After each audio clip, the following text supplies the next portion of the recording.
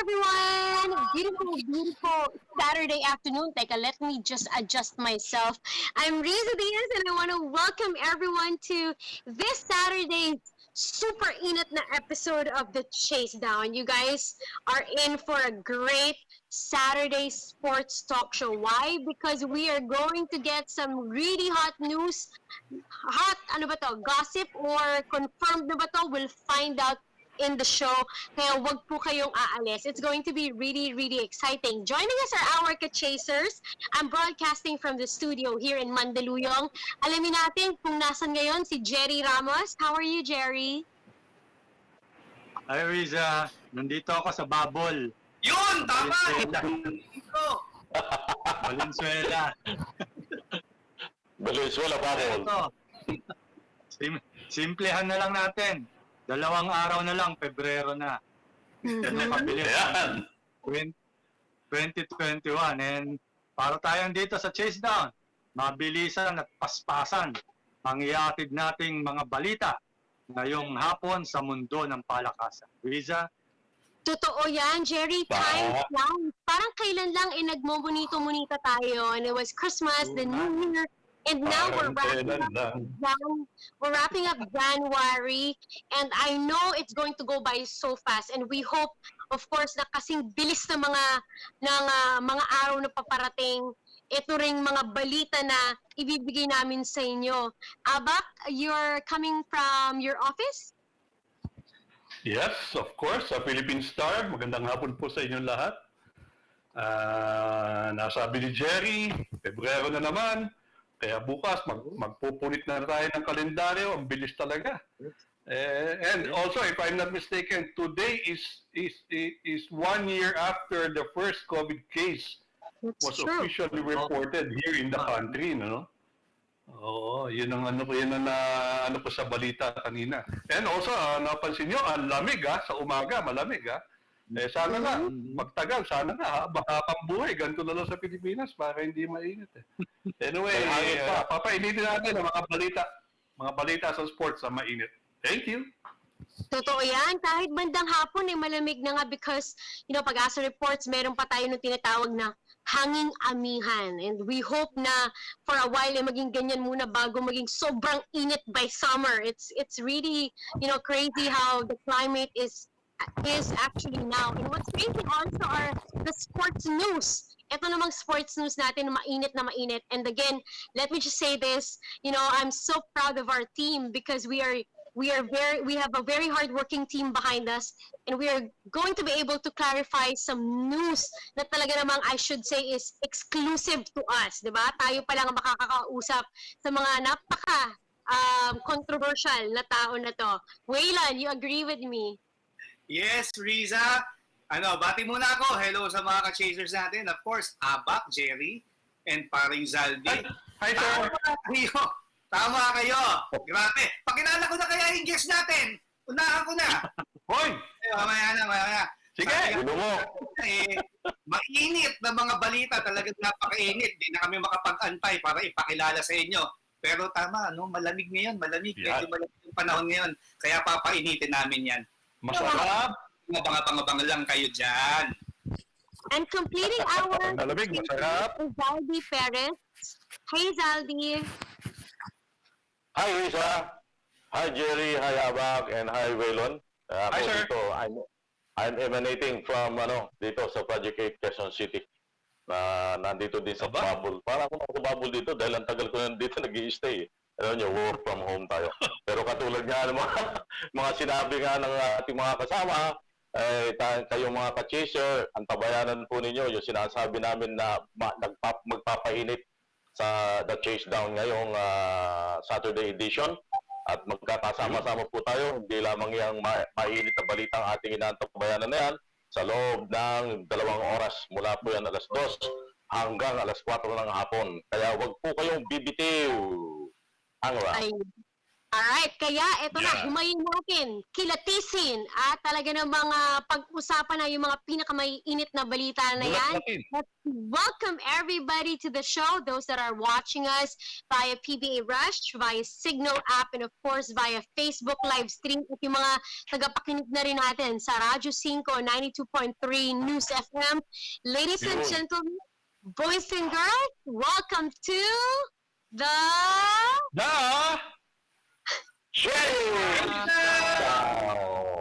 Sabay-sabay. Kaya tayo magkakasabay-sabay. Ayos na. Monte ka.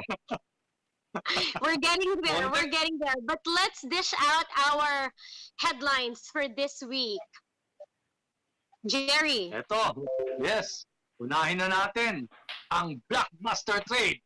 CJ Perez Yan. mapupunta sa SMB kapalit ang draft pick at ilang role players. Nako. Okay, third window ng FIBA Asia Qualifiers na gaganapin sana sa Clark. Kanselado dahil sa mga travel ban dito sa bansa. Pero, sana o saan ito lalaruin? Alamin natin yan mamaya. Aba, good news! Si Alex Ayala, ang ating 15 anyos na tennis player, nanalo ng kanyang kauna-unahang titulo in the professional circuit ng ITF. Thank you. At syempre, NBA. Nako, umpisa na. I-vote nyo na yung mga Boston Celtics ko. Dahil sa Marso, may NBA All-Star. Vote. May NBA pa ba? And of course, eto na, joining us in the show this afternoon to clarify all these news na nababasa natin sa social media. Talagang napakarami ng nakukuha nating reactions about this trade that they're saying is about to happen that involves CJ Perez and a couple of players from San Miguel Beermen plus their draft pick.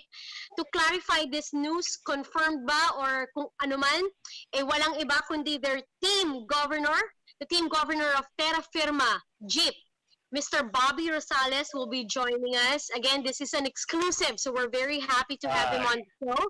We also have with us the newly elected board member ng bagong Volleyball Federation natin dito sa bansa, the Philippine National Volleyball Federation Incorporated. Charo Soriano is joining us. It's been a while since we, chatted with Charo, so it's going to be super, super nice. Plus, Tita now Charo. that now that, we heard the cancellation of the FIBA window that is set to happen here in Clark. It's canceled dito sa bansa natin, but they're moving it somewhere. I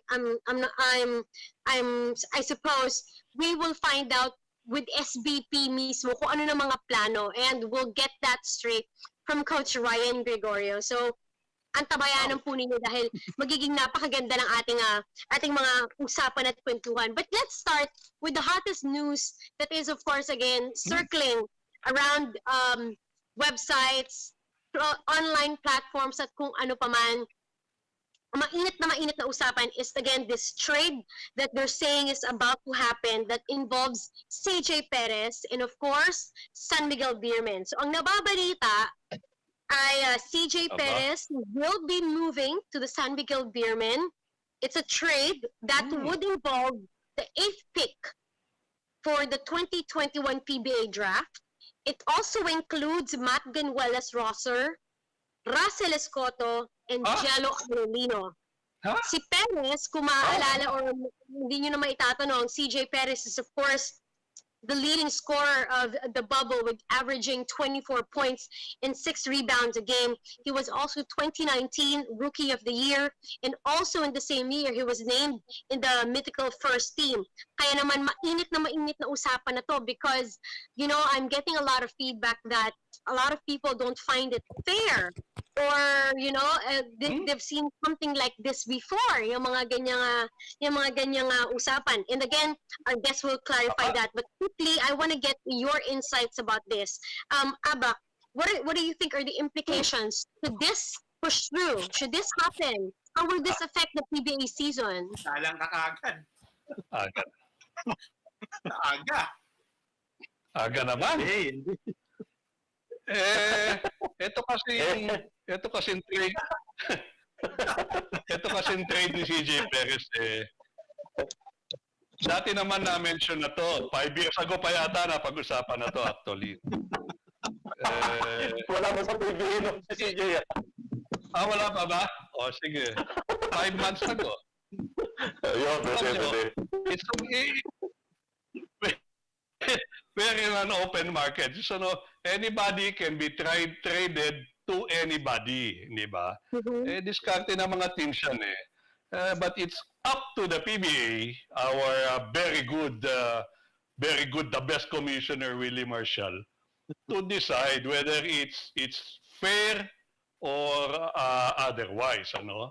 Pag sinabi nilang fair and trade, then it's sealed, signed, and delivered. Kumbaga, pag sinabing hindi, kailangan ng konting revisions. Ano? Pero minsan kasi, dito kasi, mararamdaman mo na, is it fair to the fans? The fans can get the pulse of the of what's happening. Minsan diyan nagsisimula ang mainit na contention na parang hindi fair or ano. It's the fans. Once you please the fans, once the fans say na they believe it's fair, it's fair. So tingnan natin kung ano mangyayari dito.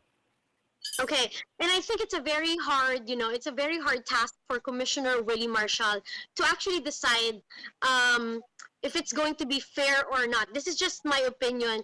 When the technicalities would present itself na pwede nilang gawin yon actually. So, if we are going to base it on the fans level, anong pulso ng fans sa nababasa mo, Waylon? Because the ones that I've read, they're not as happy as, some people are.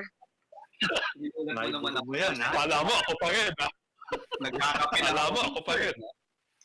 From what I've read, after pumutok yung balita kahapon sa social media, iba-iba ang sinasabi ng fans. Although majority sa mga komento na mababasa natin is talaga negative. Negative. Negative? Why trade yung franchise player mo when you have the top pick coming up na number 1 ng Terra Firma and then pair it with CJ Perez? So, bakit mo... Yeah. Yun yung normal, yun yung normal path informing contender na teams. Di lang yan sa PBA, maski sa NBA, ganyan din naman ang ginagawa Kumbaga, kumukuha ka ng mga top picks So, CJ was a former number 1 pick, and they also have the number 1 pick this year. So, kumbaga ganon. But ito, yung nakausap natin si Mr. Bobby Rosales yesterday, what he mentioned bago kami magpaalam sa isa't isa after the interview, ang sabi lang niya is, I hope they understand us, yung decision namin na to. He's referring of course, sa PBA fans. Alam niya yung magiging komento ng mga fans na some or majority ng PBA fans hindi magugustuhan. Pero this is their decision So, I think we have to respect kung ano man yung maging decision nila. And tama nga yung sinabi ni Aba kanina. Yung mga sinasabi natin is na kay Commissioner Willie Marshall na ngayon, yung decision, if this is a fair trade or kailangan revisahin or okay sa kanya. Ganun lang. Ganun ka simple siguro.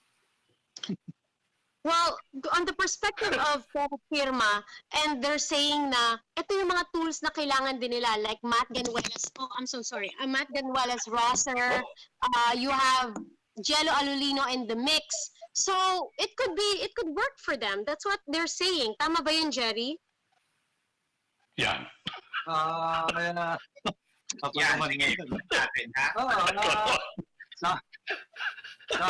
Sabi nga nila, you got ilan ba yun?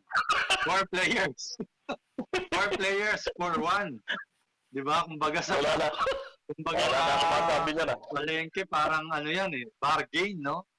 Bargain. And ano naman doon, if you look at yung nakuha ng Terra Firma, Russell Escoto was our first round pick and part of the 2016 special draft.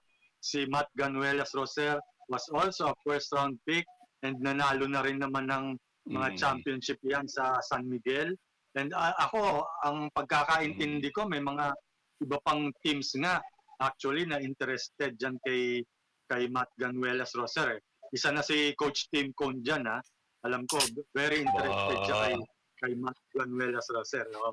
And then, syempre, to sweeten the pot, sinama si Jello Alolino, and yun nga yung isang first round pick ng San Miguel at number 8. No? So, ako, I'm giving both teams the benefit of the doubt. Ganun din naman yung 5-man committee na magde-decide dyan. No? Let's see kung ano mangyayari. Kung napaganda sa Terra Firma, di maganda sa kanila. Kung makapasok sila ng playoffs, ibig sabihin, napaganda. Di ba? Kung ano, manalo na naman ng another championship, di napaganda rin sa San Miguel. So, wait and see ang ano natin dyan. Wait and see ang attitude natin dyan. Tama. Jerry, please Okay. educate us on what you mentioned. There's a 5-man committee that is set to decide if the said trade will push through. Yes. Ang 5-man committee is Sino-sino composed of yes, Deputy Commissioner Eric Castro, si Junior Bengwa, 1, 2. si Rose Teotico, legal counsel si Attorney Melvin Mendoza, at yung panglima, previously, yung nagbe-break ng tie dyan, si Commissioner Willie Marshall. Pero, yesterday, nung nakausap natin siya, sinabi niya, the task has been delegated to Joey Guanyo, Technical Committee member, Joey Guanyo. So basically, Jerry, these are our people from the PBA office. Yes. No. Member ng Commissioner's Office, yes. I see. Okay. Malihis tayo ng konti. Other than this trade, do you hear other trades happening, and your thoughts, Zaldi? Patay.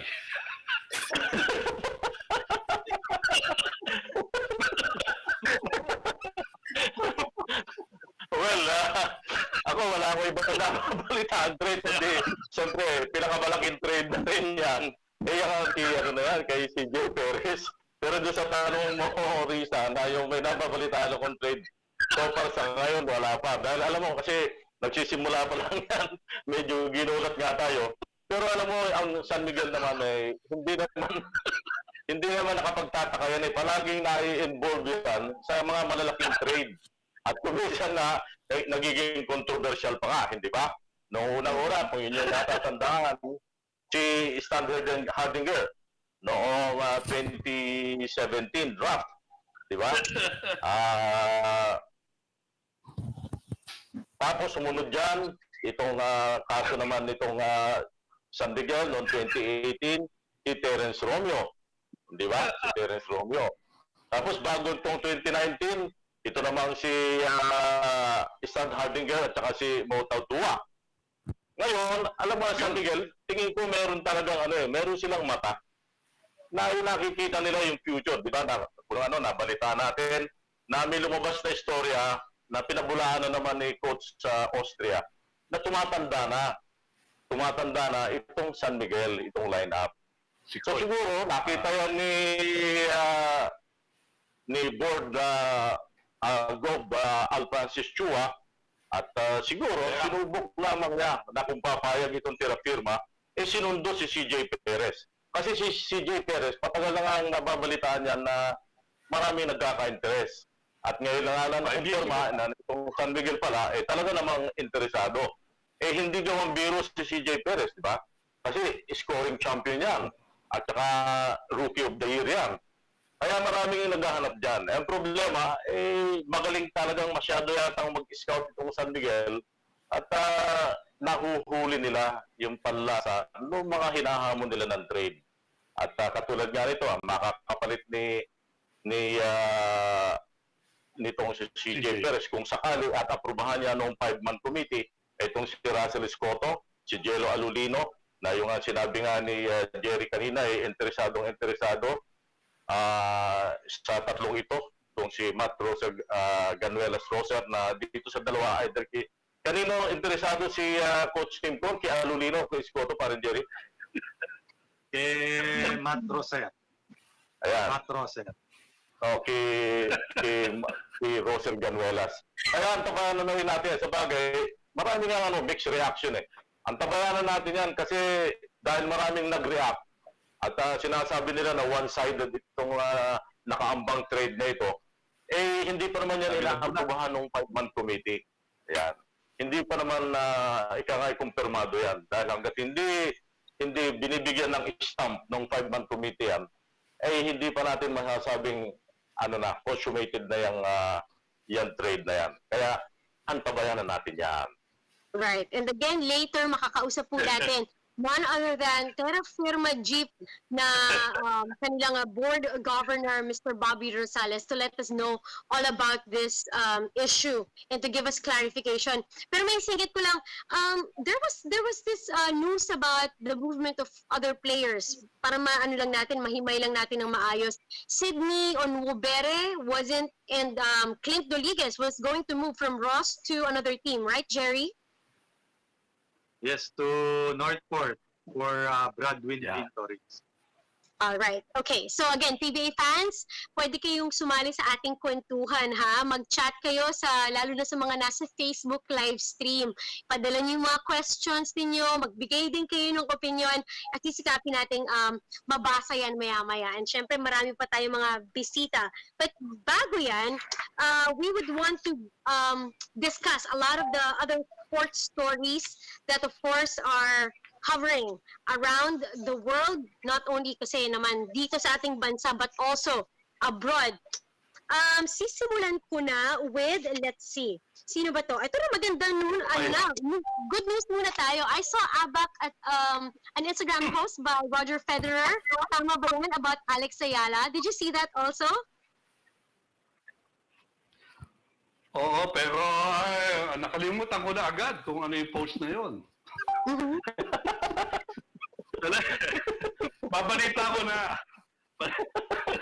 Balita. Si Alex Ayala. Pare, 15 years old ha. 15 years old. Maniwala kayo, meron tayo ngayong 15-year-old tennis player na namamayagpag sa ITF scene, ano? Her name is Alex Ayala.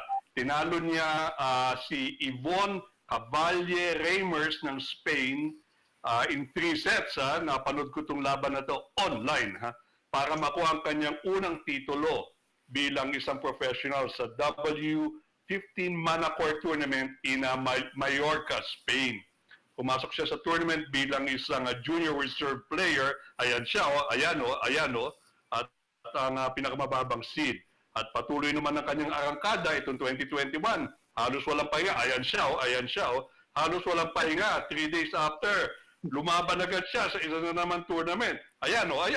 Tinalo niya ang second seed na si Miriam Brokjun ng Sweden. 6-4. Ito na maganda. Maganda. Ayan siya. Si Alex. Tama. Ayan siya. Kaso kagabi sa quarterfinals of that tournament, natalo naman si Alex kay Elena ang Swiss Miss, natalo siya 6-0-60. Ayan siya, ayan si Alex siya, no? Napatid ang 7-match winning streak ni Alex. Pero it's okay, you cannot win them all, ano? Importante is nabasag niya itong barrier sa ITF tournament, nanalo siya. Makapahinga naman ng konti si Alex. 15 years old pa lang yung bata. Abak, it was my mistake. It's not Federer, it's Nadal. Nadal who actually posted a photo. Yeah, my bad. Nadal posted a photo of Alex Ayala congratulating her, and she's, and rather Rafael was very proud of her. Na parang, alam mo yung para talagang, prodigy, right? Yes. Please allow me to add that Alex is a scholar of the Rafael Nadal Academy in Spain, ano? Kaya yung development si Alex Ayala, ayan siya, ayan, ha? Talagang namamanmanan at na-obserbahan ni Rafael Nadal. At nag-tweet nga agad si Rafael Nadal na keep up the good work, Alex, ano? Ayan si Alex Ayala, ayan. Kaya we're all very proud of Alex.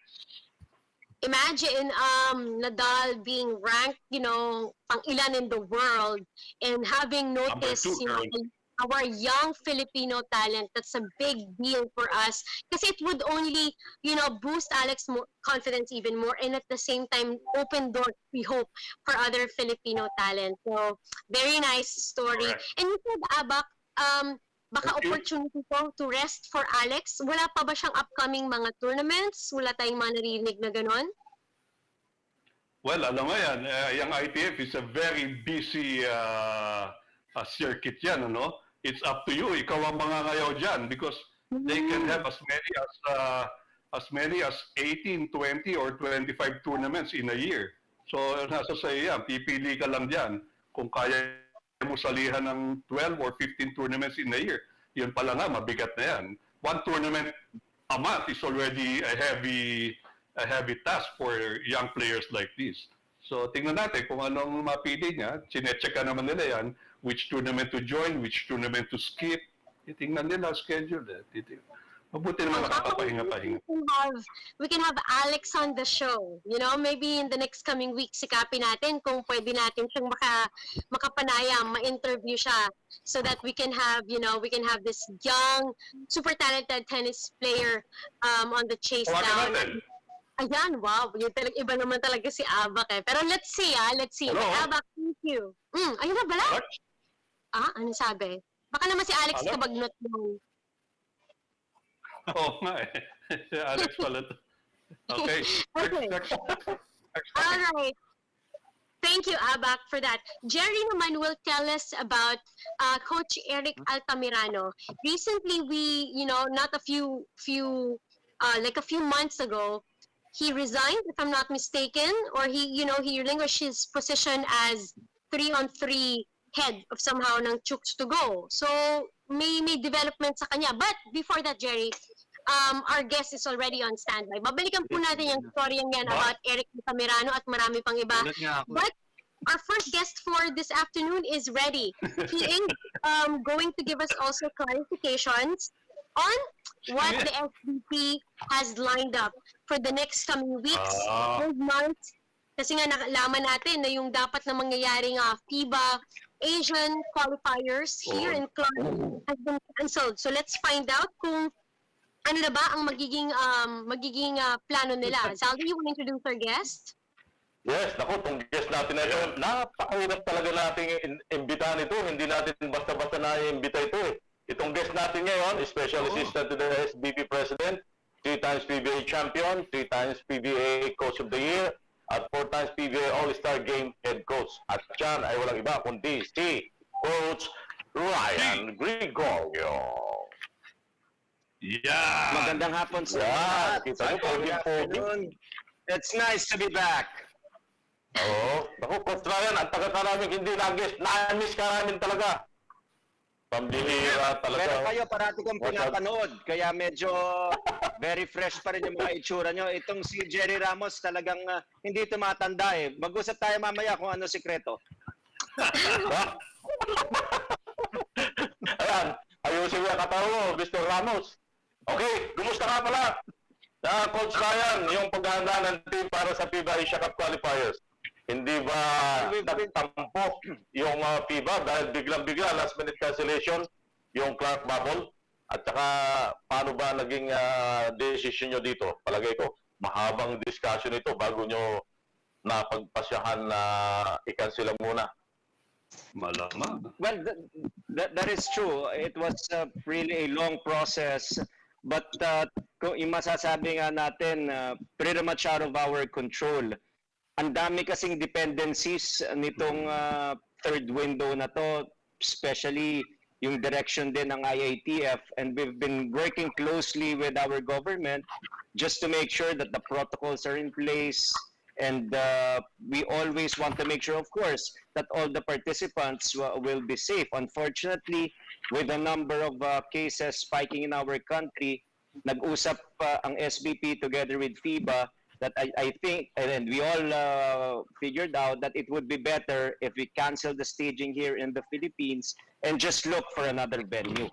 So pagdating dun sa mga nagtampo, hindi naman because of course there is a precedent. Yung Japan also, because of the number of cases in their country, nagsabi rin sila sa FIBA and eventually nakahanap rin ng panibagong venue which is Doha, Qatar. So ganun din yung naging direction natin. Okay, thank you very much. Jerry, do you have question? Ako ba? Coach RG, good afternoon. Coach, yung pagkaka-cancel ba ng hosting natin, nagbago ba yung paghahanda ng Gilas Pilipinas natin para sa qualifiers? Oh, yes. A lot of logistical requirements. In fact, now we're scrambling. It is, quote-unquote, a nightmare because all of a sudden, we have to get all the passports of the participants. We also have to get kung ano ba talaga ang requirement ng Doha. For example, only 25 people in the delegation. So yon, kailangan natin ma-address yon. And not only that, of course, yung passports, kailangan maging ready tayo ron. May mga sitwasyon na titignan din natin, baka expired na yung passports ng ibang mga players or even ng mga coaches. And now we have to scramble also because we have to get there 5 days before the first game. So lahat ng yan, iniintindi talaga ng SBP at this point.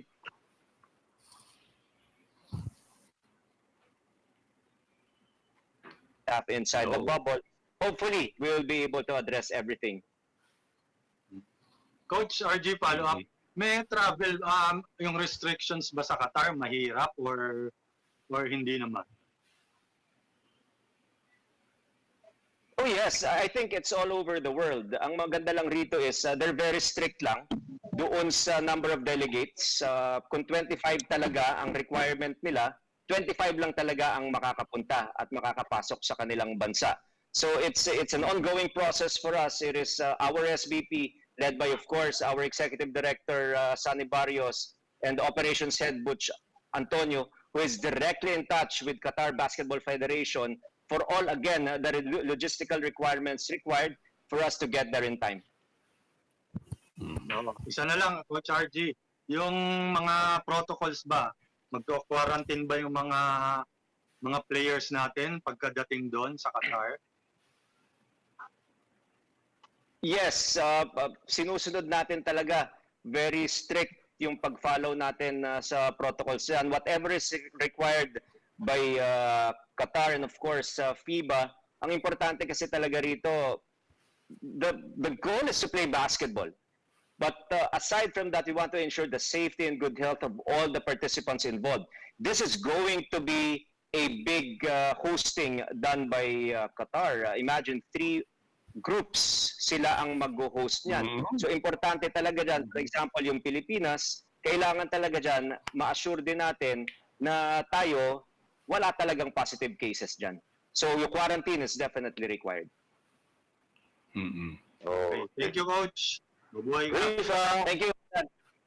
Coach, a few weeks ago, we learned about Kai Soto given the clearance to be able to join the national team. Pero po ba tayong update sa lineup ng ating if-field po for this window?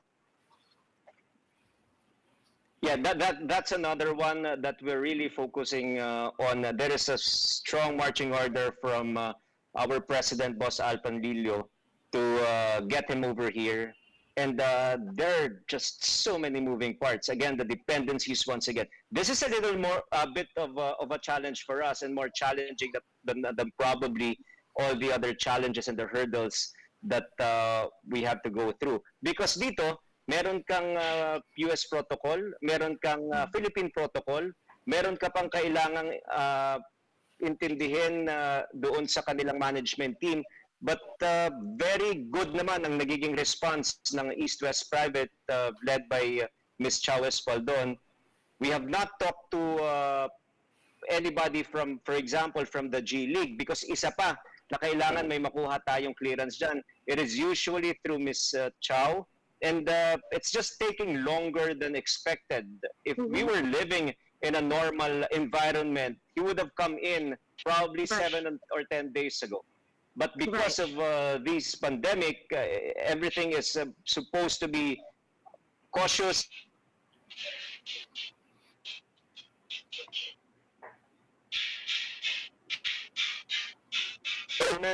And hopefully by early next week, we will see Kai in the Philippines. Coach Ryan, you said early next week. Would that mean he's in transit already? He's on his way? Because from what we understand, prior to the whole travel ban from, the US and other countries with the UK variant of COVID, ang alam natin, existing pa rin po yung ilang protocols natin dito sa ating bansa, sa mga pumapasok po galing sa ibang bansa, that they have to finish the 14-day quarantine. Aabot po ba si Kai?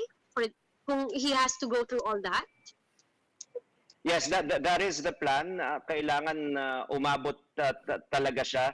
But again, we are not going to go for shortcuts. We are really following strictly the protocols that is out there and the guidance from our government. Ang importante talaga rito is get him as soon as possible to the Philippines, and we'll see from there. Okay. Si Abak po may mga questions din. Okay. Good afternoon, Coach, Mr. Pogi. Good afternoon, Doc. Sayang talaga because of course we recognize all the effort, all the hard work the SBB put into this hosting, kwentuhan mo naman kami, Coach. Ano bang gaano katagal, how difficult was it to pull the plug? Sino bang who made the final call? Was it Boss MVP or gaano katagal? Nag-meeting ba overnight, 2 days or ano pong nangyari diyan? Ang final call talaga, syempre yung guidance natin sa gobyerno. Yun talaga. Kung wala lang itong pandemyang ito, ang push talaga ni Boss MVP mag-host ang Pilipinas together with Boss Al para namang bumalik yung normalcy dito sa ating bansa. So, ang kasamaang palad lang, we're not seeing things to be normal in terms of the number of spikes in the last few days and also in the month of January.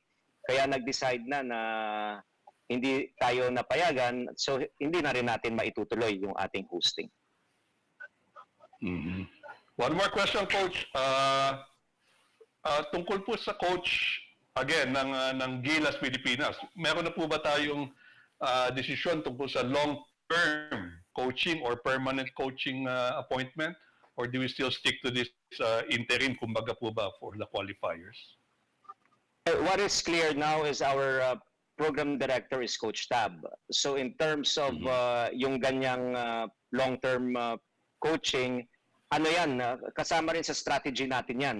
But ang importante rito, a lot of coaches are involved. Coach Jong is obviously there. Coach Norman has also joined together with another PBA coach na si Coach Caloy Garcia.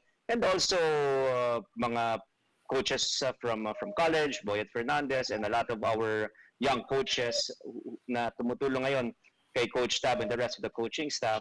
So those things, wala namang urgency to say it right away together. Pati yung ating pati yung ating final 12, for example, usually yung final 12, 24 hours before tip-off yan. So these are all part of our strategy pagkalaban ng mga natin international opponents.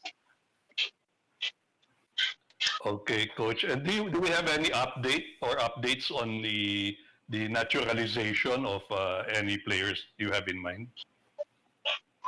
Nung nasa table ngayon, we had a lot of excitement nung nakakuha ng kumbaga yung first pass natin kay Ange Kwame. But it is really not a quick process. Ange Kwame will not make it in this window, and we are hoping that he will be able to make it sa August, yung isa pang window na lalaruin natin. So what we're expecting for this particular window in Doha is we're gonna play with out a naturalized player. Wow. Okay. So walang Filipino player among our PBA players na pwede mag-fill in as naturalized?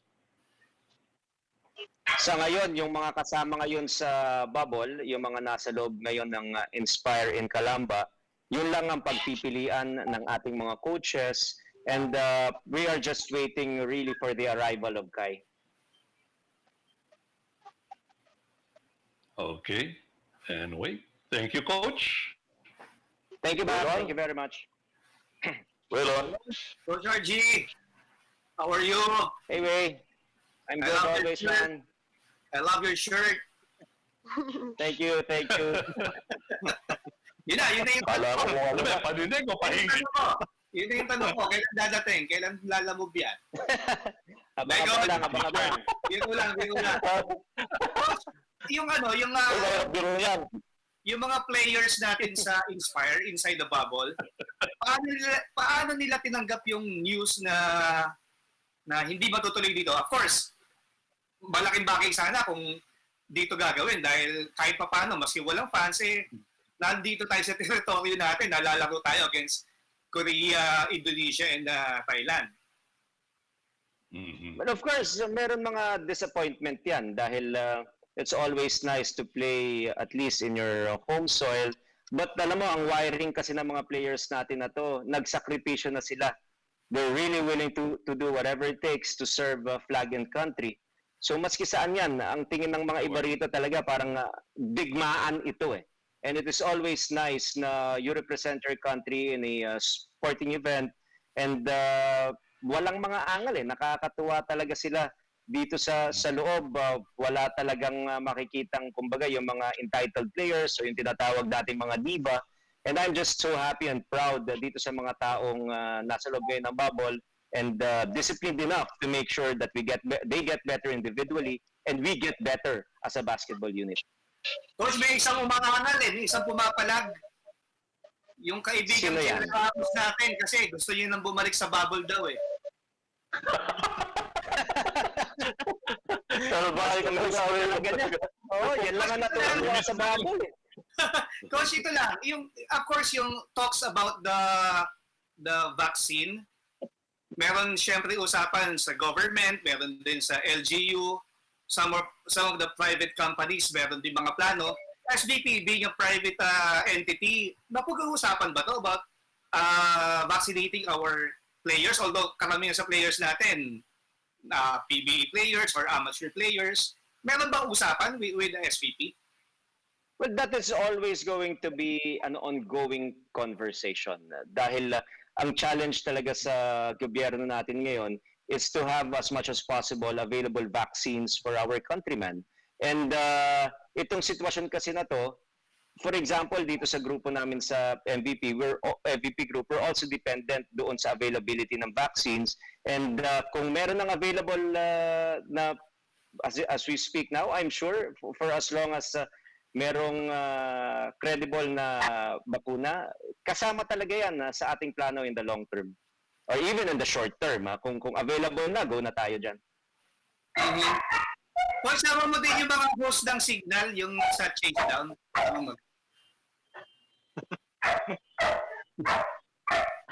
Again. Yung mga host ng Chasedown, Hindi ko narinig eh. yung mga taga-signal, kaya MVP group din. Pwede mong ilista. Chapi. Ay, ano ko?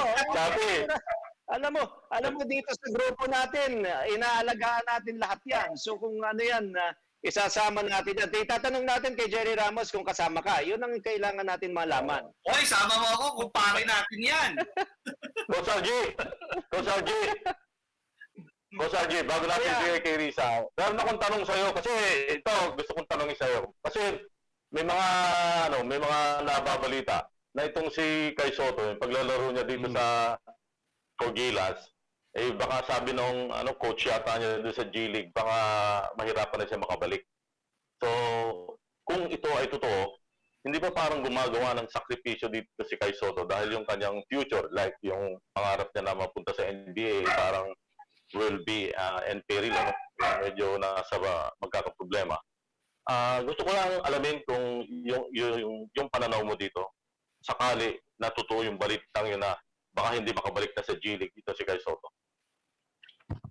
Aba, At yung kaalaman mo dyan, Kuya, yun din ang nababasa ko. But at this point kasi, you just have to give credit doon sa sakripisyo ng bata, pati nung kanilang management team also, na tinupad nila yung kanilang pangako na pumunta sila sa Amerika para mag-develop siya individually and hopefully makita rin ng mga foreign scouts.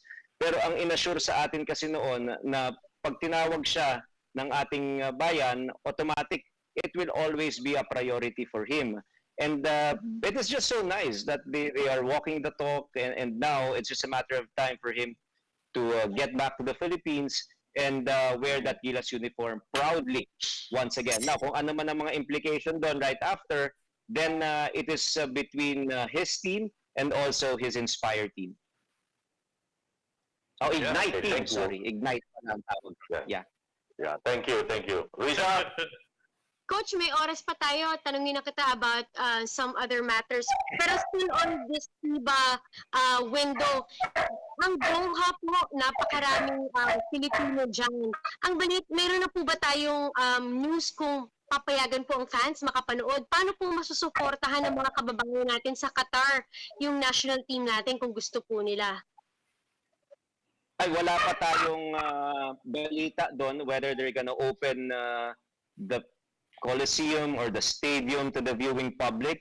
Ang maganda kasi dyan sa Middle East, yan Dubai, pati yung Qatar, when we play there, it is as if we're playing in our home court. Parati tayong may home court advantage dyan. It would be a great difference maker for us kung mapapayagan ng makapanood ang ating mga kababayan. Pero kung hindi man, again, naniniwala kasi ako na alam ng mga otoridad, alam ng Qatar Basketball Federation, and of course FIBA, that they have to keep the integrity of the venue intact. Wala talagang possibility na makontaminate not only the Coliseum or the venue, but also the people involved. Kaya kung ano man ang kanilang pagdesisyonan, we're just really happy to support it. Okay. Before we move to the next topic, Abak, do you have a follow-up question? yes, isa lang, Coach. I agree with Waylon na maganda talaga yung t-shirt na yan. Pero ang question ko, yung bang mga players sa bubble, were they told to pack up o tuloy-tuloy lahat, tuloy ang ensayo, walang uwian? Ay, yan. When we learned na hindi na matutuloy yung hosting dito sa Pilipinas, yung ating direction hindi nagbago. Because again, what we're preparing for and as voiced out by our President Boss Al, we're preparing for the short term, for upcoming tournaments, but the final goal is really 2023. So mahaba talaga itong itong ating roadmap dito sa ating Gilas Pilipinas. So they just kept on playing. Good thing, a few days after, nagkaroon na ng definitive direction and nagkaroon na rin ng approval itong Qatar that they will take on the hosting job. Kaya naging masaya na naman sila. Ang hirap rin kasi naman talaga na mag-ensayo na wala kang pinag-ensayuhan. Ibig sabihin, wala kang goal kung saan ka maglalaro. So at least ngayon, you have something to prepare for. We're gonna go up against Korea 2 times. That's gonna be an incredible ball game. And of course, Indonesia, vastly improved Indonesia with the naturalized players. So it's not gonna be a walk in the park for us. It's not gonna be easy, but we're gonna be ready. Sa boxing, Coach, ang tawag dyan, you're punching the air. Tama. Okay, thank you. Next question. Sino pa meron? Waylon, no? RG, you touched on the long term, the 2023 World Cup. Kung sakasakali lang naman, of course, meron na tayong, we're all hoping doon sa vaccine. Pero kung sakali lang, wag naman sana. Abutin pa itong pandemic ng 2023. Napag-uusapan ba sa SBP na anong step gagawin? We just have to see how it goes. I mean, the best template is really the Tokyo Olympics. Meaning, how are they going to do it? And we can get best practices out of that initiative. So meaning, kung ano man ang gawin yan, pwede maging best practice natin yan pagdating sa 2023. But I am really confident, and I'm sure you're all confident by that time na nasugpo na natin itong napakahirap na sitwasyon natin about this COVID-19 pandemic. We're hopeful. Sana. Salamat, Coach. Yun na lang t-shirt ang naantay. We're also hopeful. Talagang mainit ka. Ayaw mo bitawan, ha? Coach Ryan, last week or a week ago, we had Coach Pat Aquino here on the show, who's been very busy in the States, trying to find the best talent when it comes naman to the women's, who could participate for the national team, or even, just to be you fill amps na mga kababaihan na pwedeng maglaro dito sa ating bansa. He mentioned about the SVP support. And can you tell us kung ano ang inyo pong naging iba ng update, and how do you find this trip of Coach Pat in the States? Very fruitful. Oh yes, we've been very supportive dyan sa women's program natin. And it is part of our 6 pillars that we've instituted nung pumasok si Boss Al. We made sure na yung mga gains na nagawa ni Boss MVP will now be wider in terms of scope. We're not just focusing on our Gilas Pilipinas men's basketball. You also realize that we're also putting in a lot of positive reinforcements sa ating youth basketball na kasama rin sa Youth World Cup. And not only that, yung 3x3 natin is something that we're proud of also. Nakakuha tayo ng gold medal in the last Southeast Asian Games, and we are part of the qualifying tournament in 3x3. Now itong women's basketball, for the very first time, we won a gold medal in the Southeast Asian Games. And we just don't believe that it's just a lucky charm for us. We've been preparing hard for this. We believe that we have a guy who is just tailor-made for women's basketball, and that's Coach Patrick Aquino. And yung trip niya dun sa US, suportado talaga ng SBP yan.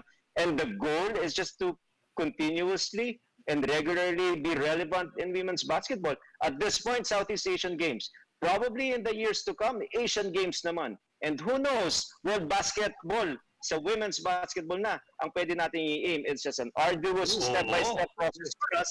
But I think we are heading towards the right direction. Or perhaps, Coach, makita na natin ang kauna-unahang Pinay in the WNBA.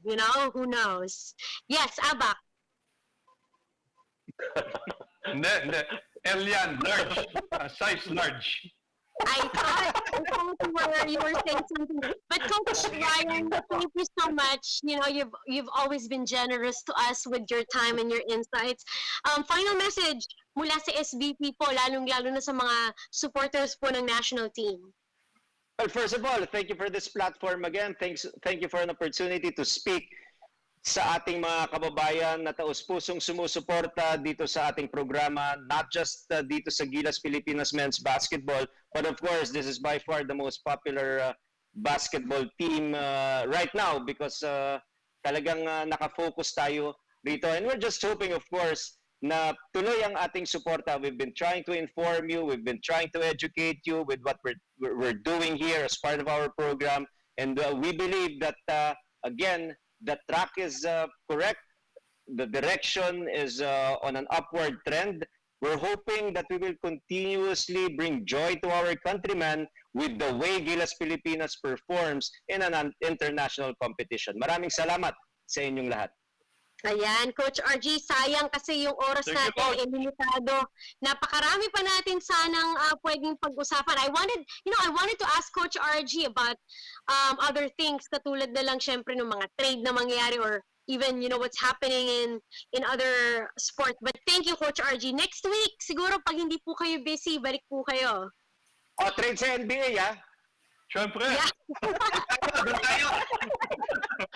Thank you very much. Tapos na sa NBA. Special Assistant to the President of Samahang Basketball ng Pilipinas. Mabuhay ka, Coach Ryan. Thank you very much. Thank you very much. Thank you.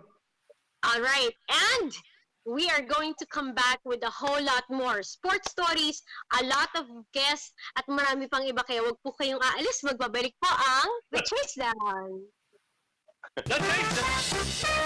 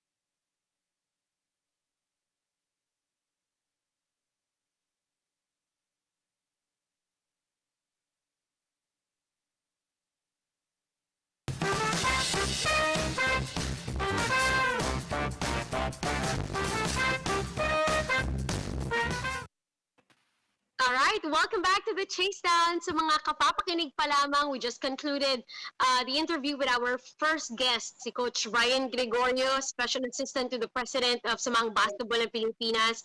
And he was able to give us details about, of course, the national team that we're fielding in for this upcoming window. It's very unfortunate nga na hindi matutuloy yung bubble sa Clark, but they are pushing through with this window on, rather at Doha, Qatar. Still is uncertain whether the fans in Qatar, especially the Filipino fans, will be allowed to watch live. But nevertheless, I'm sure mapapanood naman natin yung mga laro na yan. Kaya full support pa rin tayo sa national team. The lineup has yet to be finalized also according to Coach Ryan. Yung 12-man lineup, kadalasan nga daw yun, 24 hours before the game tsaka palang nare-release, and that's part of, a strategy or the pattern nila para to keep it, of course, what do you call this? Para bang it's not like a suspense, pero hindi mo ibinibigay kagad sa kalaban mo yung pyesa, and, that's one of, or those are the few of the many things na discuss sa atin ni Coach RG. Meron pa tayong dalawang pang bisita. The second one that we are about to bring into the show, she's almost on standby. And this time naman, sa mundo ng volleyball. At syempre, pagkatapos niyan, babalik tayo sa mundo ng basketball. Tungkol nga sa mainit na usapan about, of course, that trade that concerns CJ Perez. We'll have on the show Mr. Bobby Rosales. He is the governor, the team governor of Terra Firma, Dyip. But now our guest is ready. Now I have to say, this young lady, this woman, her volleyball career has gone in full circle. You know, he's been a player, a team manager, and now a board member. So for those na kilala siya, maaalala nyo, of course, she's a former Ateneo Lady Eagle who played also in the Shakey's V League. Likewise, ito yung naging coach at champion coach at that for the Shakey's V League Season 8. Was also a team manager at once for Philippine Beach Volleyball Squad, and also the founder of Beach Volleyball Republic, and now is taking on so much responsibility as she was just recently elected to be the youngest Philippine National Volleyball Federation board member. We have with us Charo Soriano. Charo, welcome to the Chasedown. Hi, thank you for having me, everybody. Good afternoon. It's so nice to see you after such a long time. Siguro ang tagal ko nakapanood ng mga beach volleyball events. But how are you muna? First and foremost, you know, it's not been an easy year, the year that was for Philippine volleyball. Kamusta ka naman?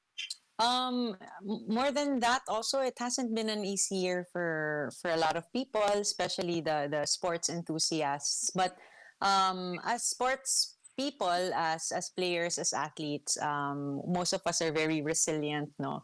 And we're still very hopeful that sooner or later, hopefully sooner rather than later, we'll be able to really get out there and play our sport.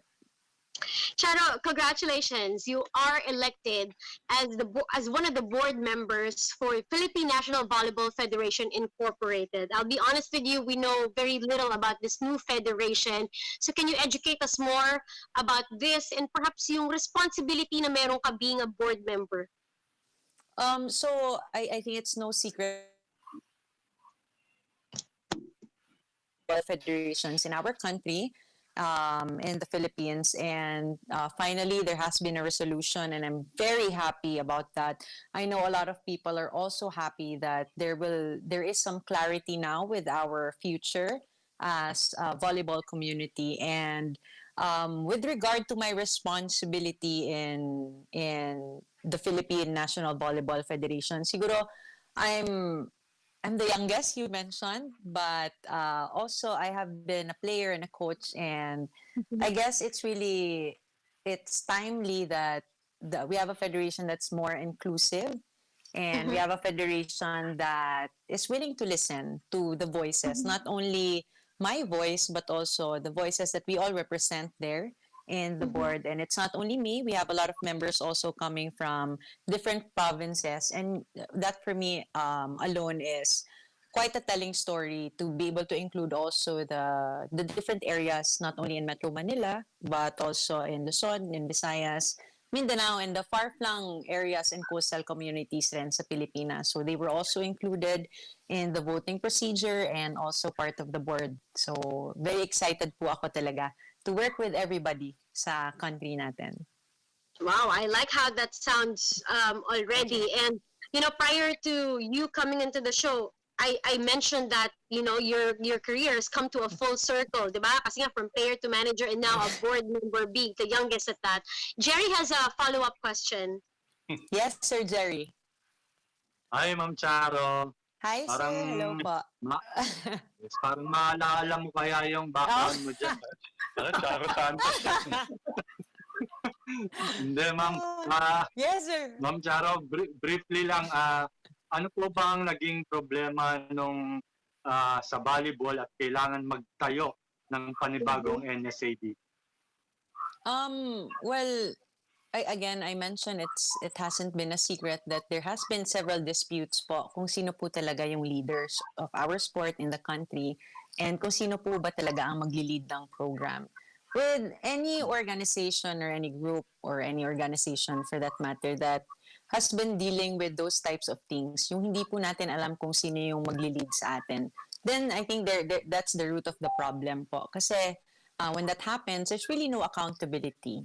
So with whatever will happen in the group or the project or the organization, then there's the movement cannot move forward po. So I think that has been the main problem. We don't know who to listen to. We don't know who will lead us. And because of that, there has been lack of inclusivity also. Di po namin alam kung sino yung mga mapupuntahan namin, kung sino po yung makikinig sa amin. And for that alone, I think that has been quite what you call that, detrimental also for the sport.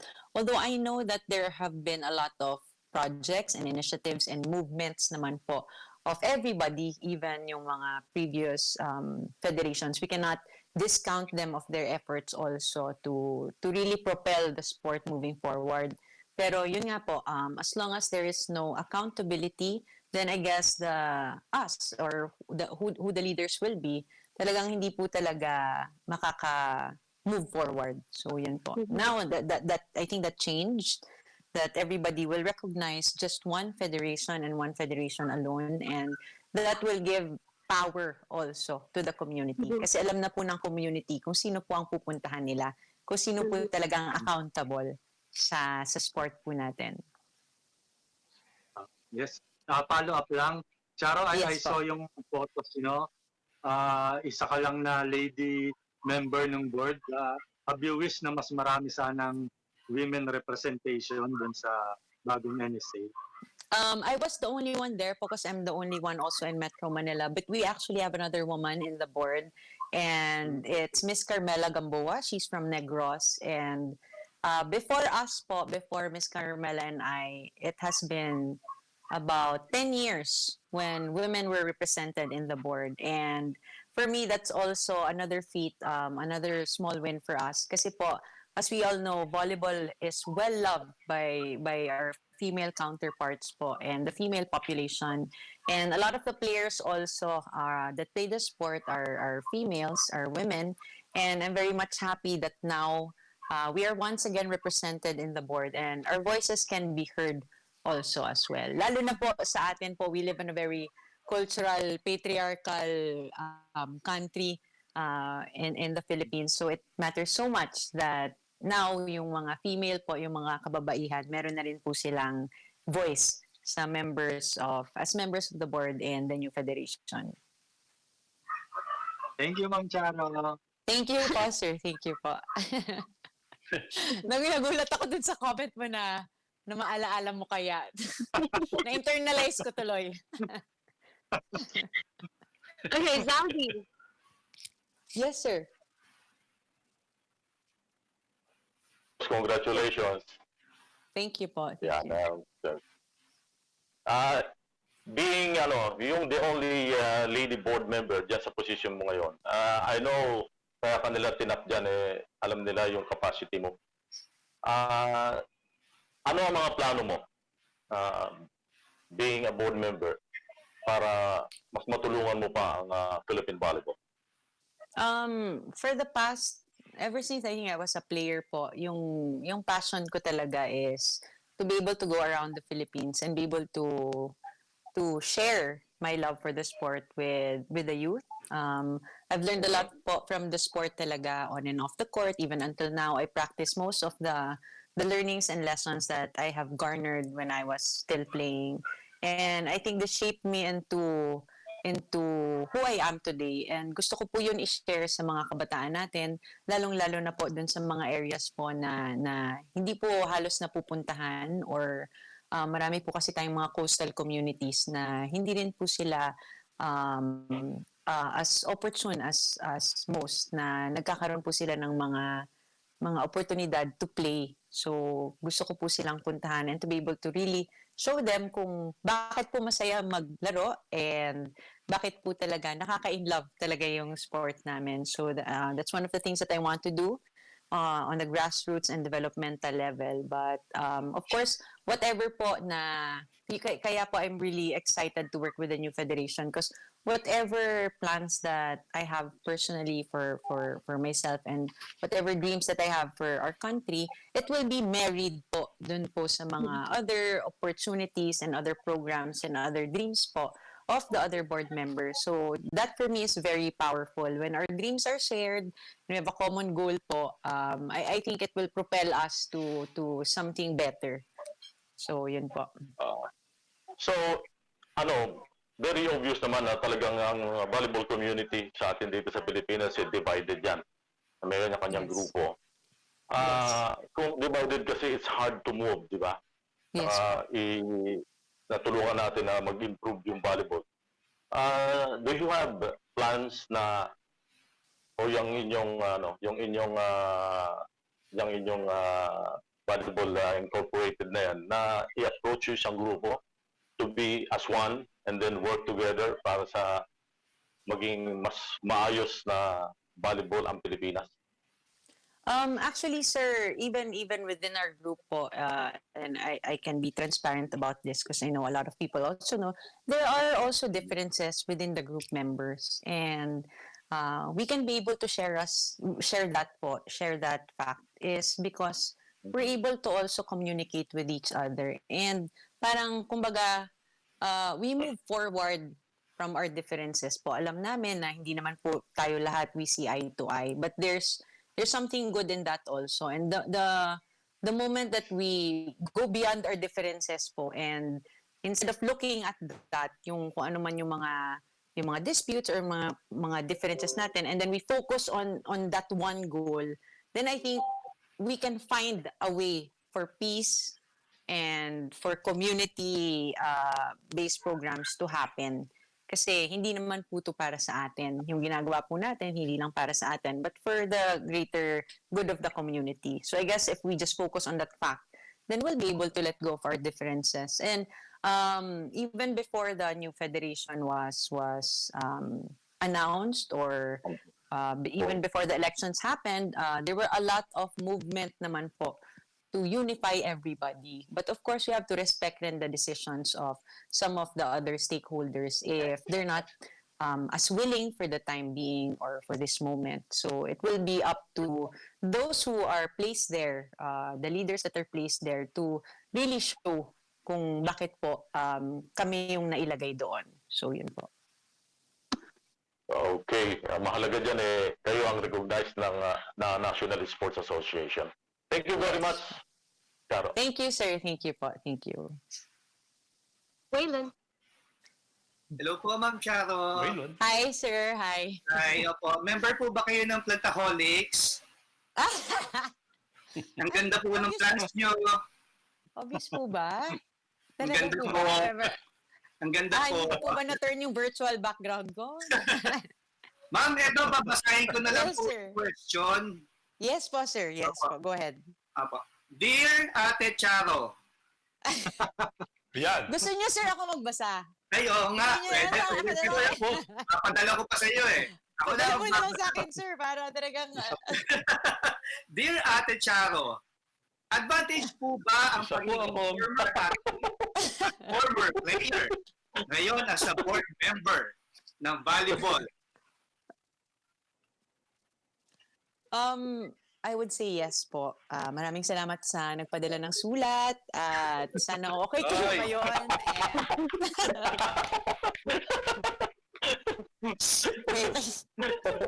Wait lang, okay. Mag-internalize ako. Cut, direct. Take two. Okay. Maraming salamat po sa nagpadala ng sulat. But Ayan. honestly, wait, wait. I have to think of my answer. Yes, I think it's very advantageous for me. Kasi po, nalalagay ko po yung sarili ko sa shoes nila. So, I think empathy is a very, very serious matter and something that we need also. Kasi kung hindi ko po malalaman kung ano po yung plight nila or anong pinagdaanan ng mga players or anong pinagdadaanan po ng mga coaches. It's gonna be very difficult for me po to converse with them. And I want to be po the leader that is very approachable for people to reach out to me and tell me talaga kung anong nararamdaman nila. So being an athlete, a former athlete and a former coach, I hope that I'm really able to show them na kung ano po yung mga problema or kung ano po yung mga hinanaing nila, they can come to me. Kasi I've been in their shoes. I've lived their lives at one point. So, yun po. Maraming salamat sa sumulat. Ma'am, kailan po yung muna. Yeah. Ma'am, na-mention kanina about you being the youngest member ng board. Yeah. Do you see po na do you feel na disadvantage naman to para sa iyo dahil ikaw yung pinakabata na parang rookie kumbaga as being an official naman? O mas madami pwedeng matutuhan? Ako po, siguro on another side of it, ako po I feel na very advantageous po for me or it's such a blessing for me to be the youngest in the board kasi marami po akong mas matatanda pa na I can really learn a lot from them. Kung ano yung nalive ko po sa life ko, mas marami pa po silang na-experience and mas marami pa po silang learnings and insights. And that for me alone, being part of that group, very important yun for me kasi gusto ko po talagang matuto. I also want to say na I don't know anything and I don't know everything. I know some things. Pero kung mag-guide po nila ako, I'm really very much willing to learn. And after all po, yung sports naman po, di ba, alam naman po natin, sports is such an equalizer. So, regardless if you're male or female, regardless if you're old or you're young or you're tall or you're short, sports is an equalizer and so is volleyball and so is being part of the board member of the federation. So, alam ko naman po na yung one of the core values po sa new federation is respect and inclusivity. And yun nga po, regardless of the gender, regardless of the age, I know that they will also respect me and I respect them also likewise. Ang ganda po ng episode natin ngayon, title, Halaman. Ma'am, salamat po. Thank you also very much. God bless us Thank all, you. ma'am. God bless rin po sa inyo. Maraming salamat sa mga Lisa, questions. see you. Uy, hindi Yes pa po. tayo. Tapos may question pa Meron si pa. Aba. Okay. May bago po bang sulat na dumating? Oo. Mahaba. Yes, Okay. May pahabol po ba tayo na sulat? Yes po. Meron. Okay.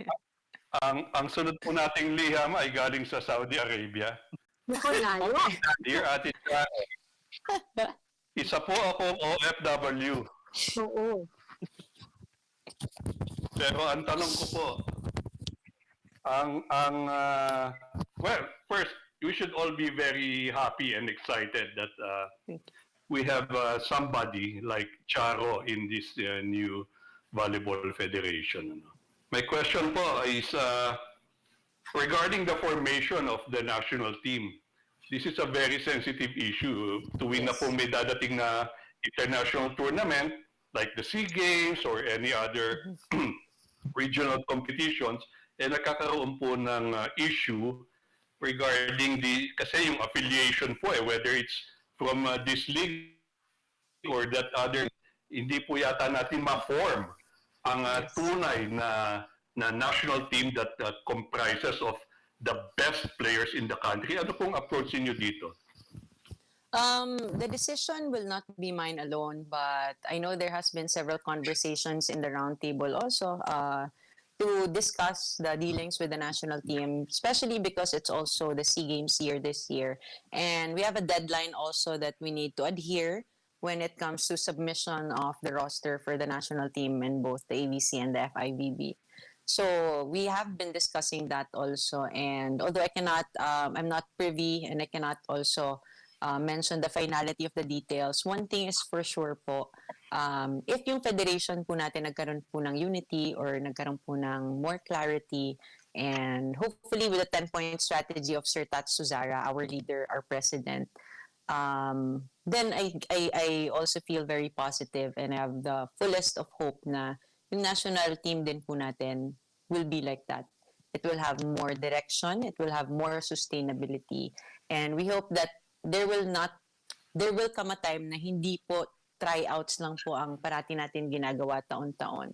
Kung hindi po, we can really focus on really developing these athletes because marami po talaga tayong players na syempre, the only thing that's constant is time, di ba? We all grow old.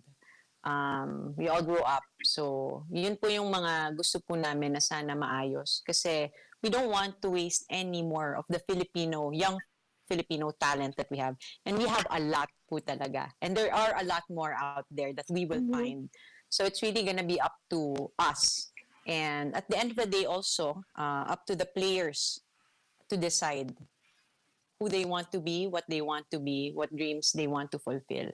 And again, the Federation is here as a platform, as an instrument for the dreams of the Filipino volleyball community. So yun po talaga yung plano namin is a more sustainable national team program, a more sustainable grassroots initiative program, and developmental program. Para kung ganun po is, we will find more players na katulad ni Alyssa, katulad ni Mark, katulad ni Jaja, na nasa-showcase po yung talent nila, hindi lang po dito sa Pilipinas, kung hindi abroad. So, those are the things po that are in the pipeline for the new federation under the leadership of Sir Tats. Yes. Bati na rin natin Sir Tats, ano? Yes. One last question. Ma'am Charo, the term of office po of those who were elected last Monday, is it do you have a 1-year term, 2-year term, or? It has been stated that it will be a 2-year term, and the regular term for the federation will be a 4-year term in conjunction also with the Olympic year. But for us po, since we all know that this is a big step and it's a new federation, they're giving us 2 years po to perform our duties until the next election. Okay, good luck, Ma'am Charo. Good luck, Sir Tats. And also, batiin na rin natin ang former leadership ng LVPI, si Mr. Joy Romasanta and Mr. Peter Caico. Yes po. Thank you. Yan. Well, Charo, it was so nice chatting with you. We want to congratulate you and thank you, for giving us this opportunity to catch up with you. Sana sa mga susunod na linggo, kung meron naman kayong balita, kung may upcoming kayong event, huwag kang mahiya. You could use also this platform, the Chasedown, para makapag-reach tayo sa mga iba pang volleyball fans out there. Sige po, susulat po ako. Huwag po kayo mag-alala. Charo, one last so message. much also. Yes. Message for your fans, To everybody also, I know a lot of people have been having difficulty and have been missing volleyball also. I know it gives us a lot of inspiration, a lot of enjoyment, yung sport po natin na minamahal. But we will be back soon, and I also hope that you guys are safe there. Please continue to stay at home and be with your families. And excited po ako sa magiging future po natin sa volleyball. And I also ask for your support for the Philippine teams for this upcoming SEA Games. At marami pa po tayong gagawin na trabaho. Magsama-sama po tayo. Pareha-pareha po tayong maraming work in front of us. So yun po. Let's all do it together. And I know if we do, we'll really reach greater heights for the sport that we love. It's looking up for Philippine volleyball, and we're lucky to have someone like you. Thank you, Charo Soriano, the youngest elected board member again of the Philippine National Volleyball Federation Incorporated. Thank you, girl. We'll catch up with next time. Salamat. Thank you. Bye. Thank you. Yeah, bye. Ngayong ating Alright. Charo. Was such a nice conversation with Charo. Hindi lang sa na-miss natin siya, talaga namang nakaka-proud.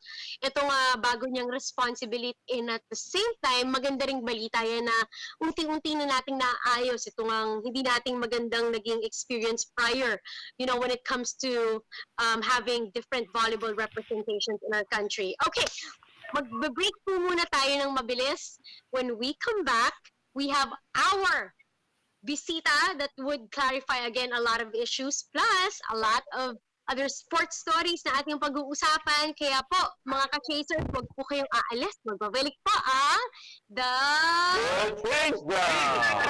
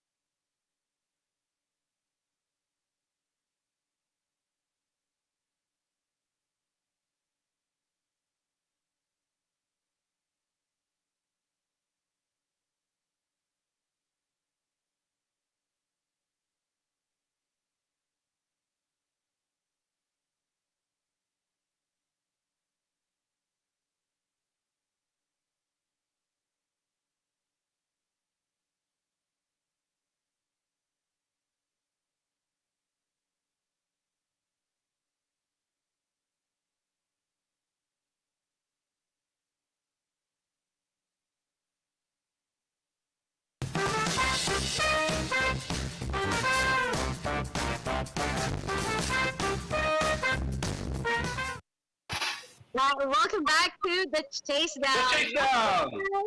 More stories. Waylon has NBA news for all of us.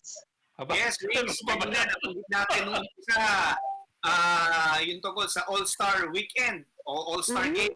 Actually, wala pang final kung matutuloy ito dahil sinabi na cancel ito sa Indianapolis. Pero nag-umpisa na ang voting. Kaya please, iboto niyo yung mga Boston Celtics superstars namin ni Jerry Ramos. Ayan! Ano yan? Kumbaga, wala pa. Pinag-uusapan pa lang kung matutuloy ang game. Kung sakaling matuloy man ito, dito sa Atlanta.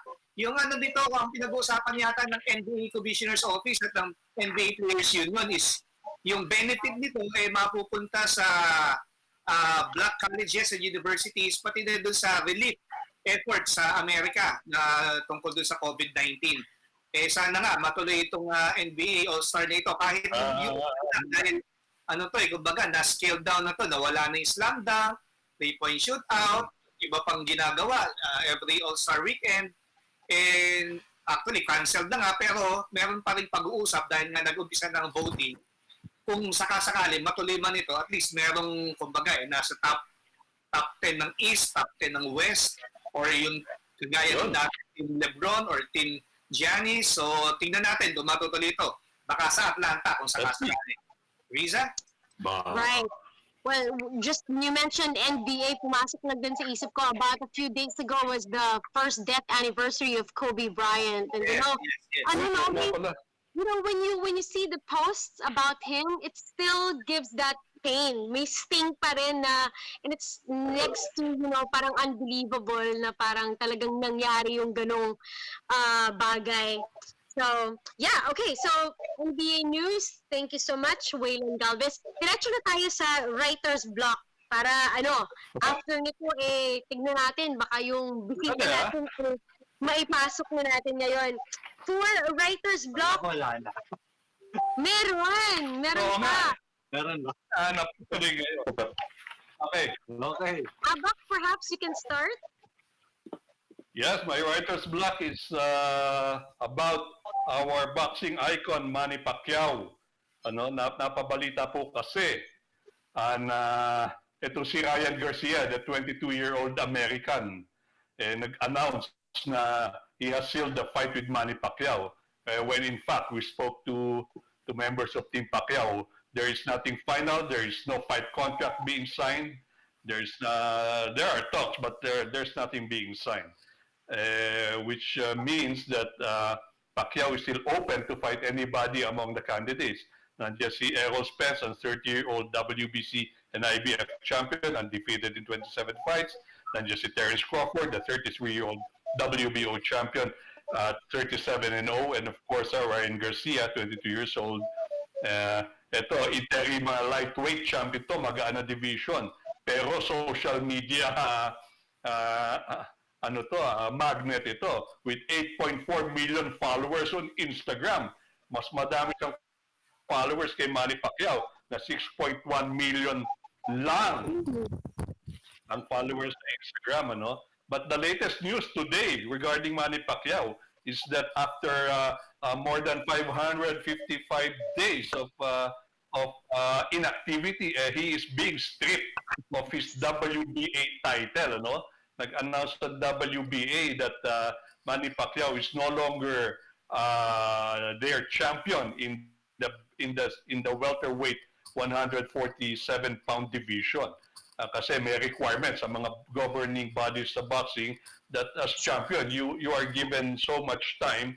There is a limit. There is like kunyari 90 days, 120 days, you must defend your title. Si Manny with his kasi nagka-COVID pa. Actually, 555 July 2019 ang last fight niya. So, sabi naman ni Manny, he doesn't care. Kunin niyo yung title kung gusto niyo, sa inyo na yan.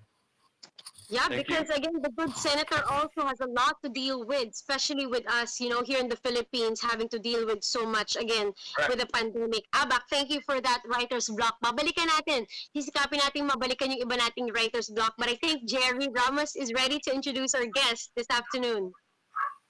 Yeah, yes, Riz, to cap our special episode for this afternoon, we have no less than the team governor of Terra Firma, Dyip, who also happens to be the PBA board vice chairman. Yes, he's the man on the hot seat right now.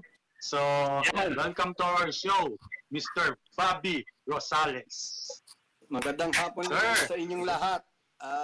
Maraming salamat for inviting me and giving me the opportunity to enlighten everybody on ang tinatawag niyo issue. Right. Okay. Para hot pandesal. Yes, sir.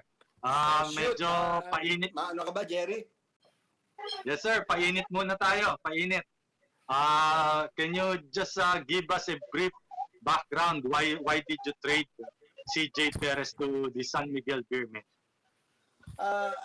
Siguro bago ko umpisan yung bakit namin kuan, I'll have to give you a background, what triggered this, what led to this decision, okay? Yan. Okay. And that starts from after the bubble conference.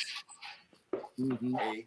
Alam mo, disappointing at the very least ang masasabi namin sa performance namin sa bubble conference. Alam mo, malaki expectations, di ba, ng top management dahil ang tingin nila, we have already the materials, the line-up to be competitive. Tapos, ganun nga, yun ang naging resulta. So after the bubble conference, because of that disappointment ng top management, we were, well, the coaching staff were asked to review yung programa, no? So it was a process, so to cut the long story short muna, di ba?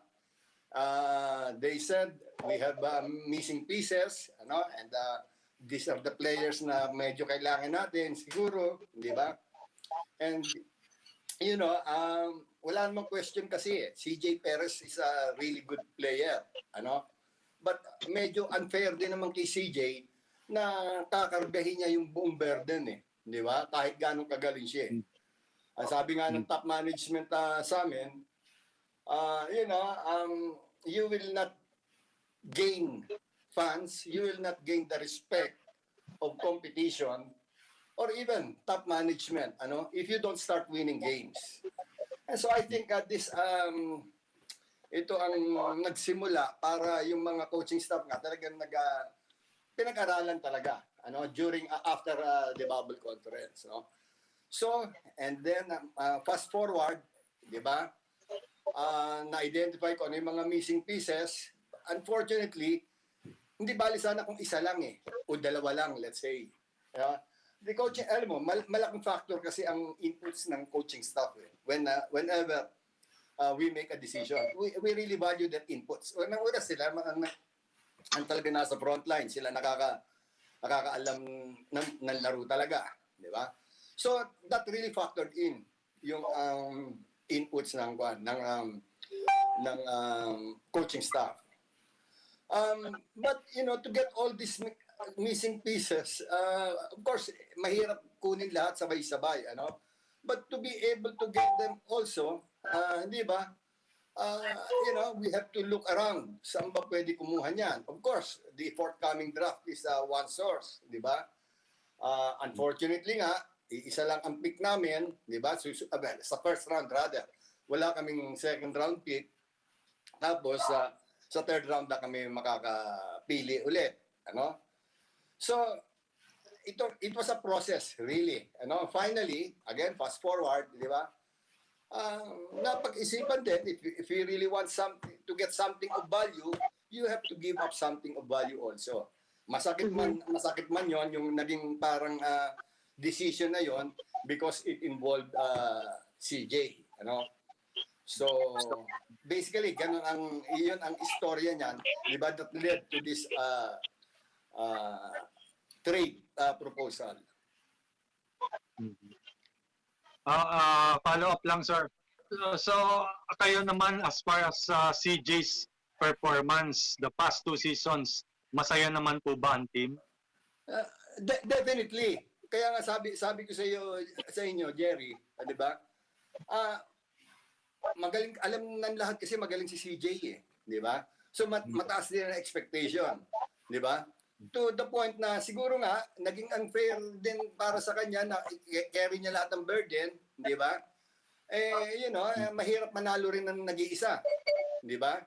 So, alam naman natin lahat yun sa basketball, no? So, anyway, gano'n ang nangyari yan. Happy naman kami. I mean, we have no differences with CJ, no? Maganda naman na rapport namin kay CJ, no? Kaya nga lang, at a certain point kasi, you have to make the tough call also, People may disagree. We respect that opinion, di ba? But kami ang kwan but at the end of the day, Jerry, really ako ang accountable the buck stops with me, so I'm accountable to top management, di ba? For the performance of the team. We've been in the PBA na mga 4-5 seasons na, I think, di ba? And sabi nga sa amin, you better start winning. Dahil that's the only way you can gain the respect of everybody.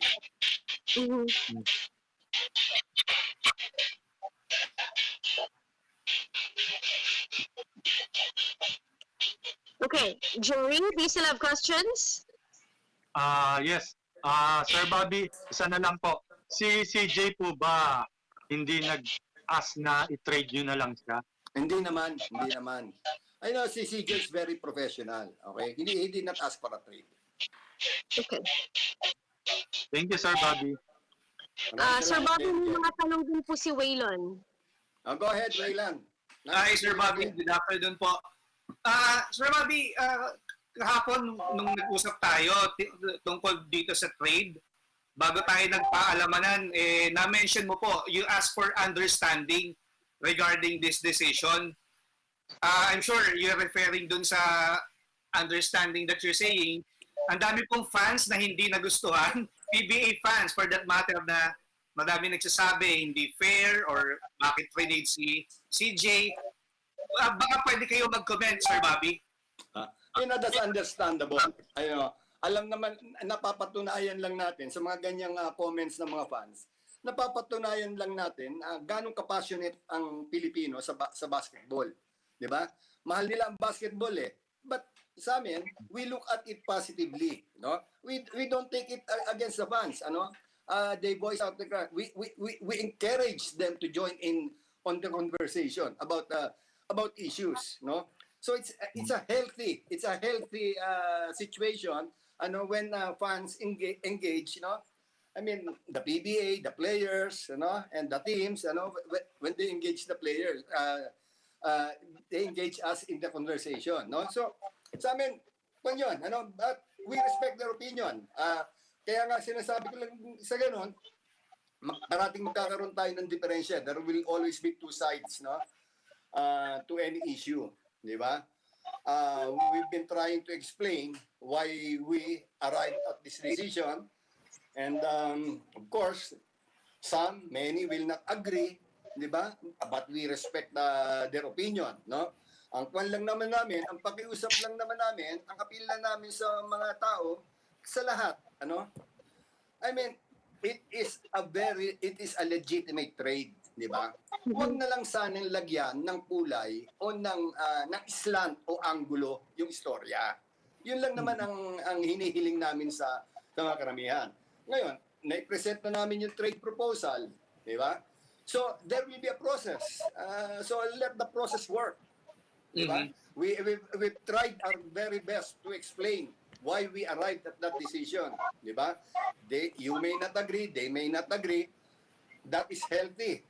Kontra kayo. Sa amin, that's positive sa amin. Can you imagine kung napakatahimik ng mga tao, hindi mabubuhay ang basketball? Agree naman, Sir Bobby. Sir, can you clarify lang on this reports? Meron bang ibang lumapit sa inyo for a trade to get CJ? Can you clarify, sir? Baka may mga ibang teams din ba? Or San Miguel? First, I cannot go into specifics. Sorry, Wayland. Okay. But there were feelers. But really nothing concrete really transpired. Okay.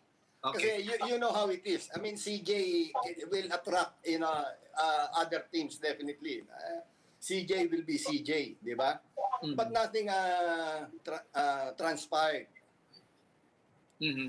Salamat, sir. Sir Bobby, and Rita Diaz po. Sir, in this said trade, nice to see you, sir. Meron po kayong mga na-acquire. Tama po ito, Alulino, Matt Ganuelas Roser, and Russell Escoto. Correct, sir? Correct, Arisa. Okay, so with those three players plus your existing lineup now, and then you mentioned you're very much looking forward to the upcoming draft, and you're having, correct me if I'm wrong, sir, still the first and the 8th pick in the first round. Yes, correct. And then, I mean, just in case meron pang available sa third round, sinasabi nila kasi ganun ka-rich yung pool, di ba? We will have all our options open. Right. Sir Bobby, you mentioned the pool is very rich, and we have like a historic number, napakarami po. Although it's not yet the final list, may mga meron pang syempre proseso pagdadaanan yung mga applicants. Pero sa mga narinig po ninyong mga pangalan, meron na po ba kayong mga prospect? Or kung hindi nyo po mababanggit yung mga pangalan, perhaps, ano po yung hinahanap nyo sa inyong mga ida-draft, lalo na po sa first round? Ganito, alam mo, may listahan na kami. Medyo mahaba pa ang listahan namin. Okay?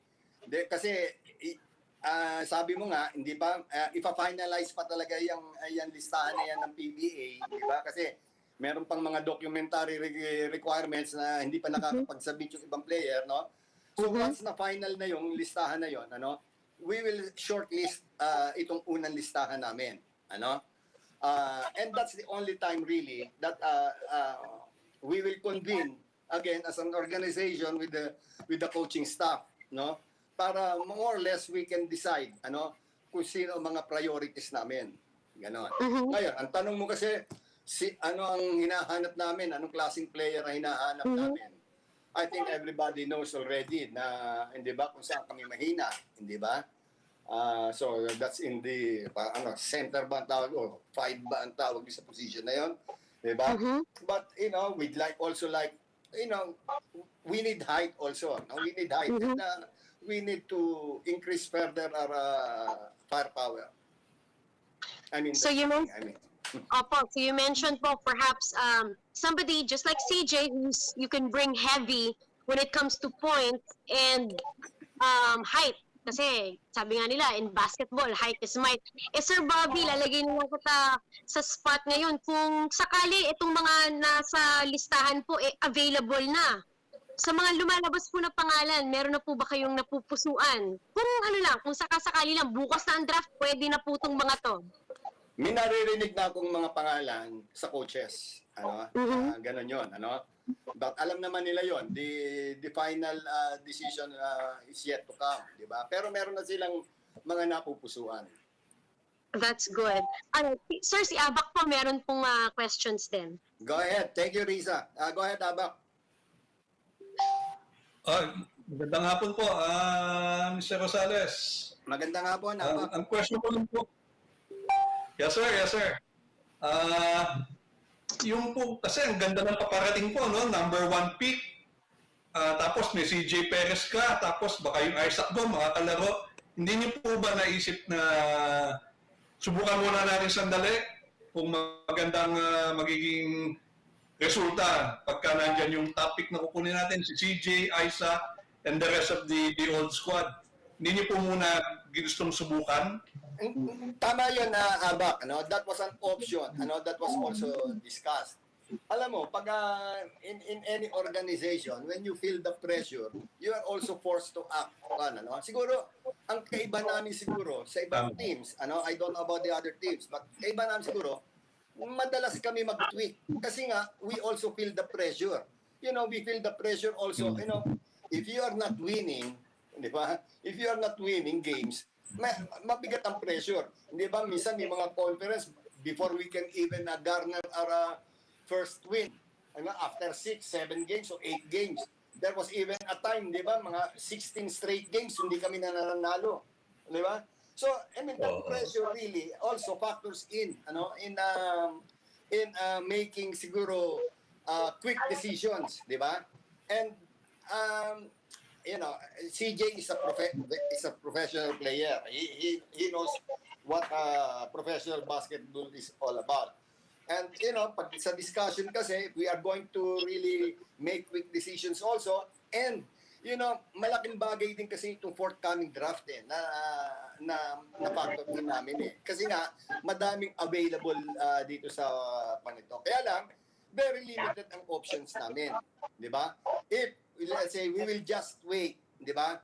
And, you know, exercise our number 1 position in the draft, di ba? Magiging very limited the options namin. So, that was a factor really in parang a major overhaul of the team. Thank you. One last question po. Sino po ang formally nag-inform kay CJ that he was being traded na? No, ganito yan, ano? You know, unfortunately nga, nasa bubble siya, actually, it was the task of Jolipa. You know Jolipa, no? He's the team manager, no? You know, he was trying to contact CJ, but hindi ma-contact. And, you know, we wanted to really inform him before, you know, any news leaks out. So the next best thing after that, when Joe Lipa was unable to reach him, was to contact his manager, no, si PJ Pilares, no. So sinabi ni Julie pa kay PJ, I think na he was trying to contact one, but understandably he's nasa bubble siya, di ba? Okay. Thank you, sir. Thank you, sir, Bobby. Salamat din, Abak. Zaldi.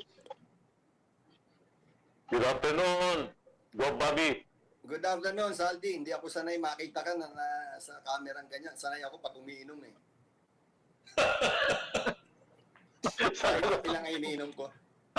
Sakay yung sanay. Sanay.